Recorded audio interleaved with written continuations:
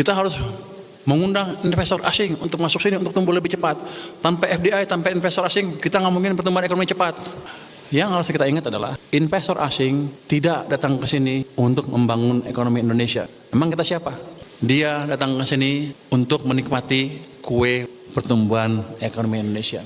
Jadi modalnya apa? Kita ciptakan pertumbuhan ekonomi yang cepat, iklim investasi yang baik. Udah ada tadi semuanya. Begitu terjadi, mereka akan beramai-ramai masuk sini. Saya akan jual mahal sedikit. Ngapain saya minta-minta? Di atas, tangan kita di atas, tapi kita minta. Tapi kan gaya mintanya. Saya selalu begitu. Kalau debat sama siapa, tangan saya selalu di atas. Saya nggak mau mempermalukan Indonesia dimanapun. Ini contoh nih, suatu saat Indonesia berdiskusi dengan Bank Sentral Cina untuk menaikkan bilateral agreement di mana kita bisa pakai uang yuan di sini, Cina pakai rupiah di sana. Nggak lama nggak dipakai kan, udah mau expired, mau ditingkatin naiknya dari 20 miliar dolar ke 30 miliar dolar. Negosiasilah kita. Saya sih bukan bidang saya di maritim. Tapi bos saya tuh emang menteri segala urusan kayaknya.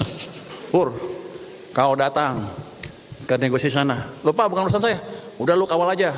Oke, datang saya kawal sana. Tak. Negosiasilah. Bank Sentral Cina, stafnya atau 3 orang, di sini 3 orang juga. Salah satu saya yang dari maritim tersesat. Diskusi moneter, pinjaman luar negeri, keuangan nggak ikut. Waktu negosiasi itu kita bilang ke Gubernur Bank Sentral Cina, Pak Gubernur, saya harap dipertimbangkan, ya di bawah lah. Oh gini. Saya kan nggak berhak ngomong, saya kan maritim. Gue lihat sompret, kita ngemis-ngemis sama Cina.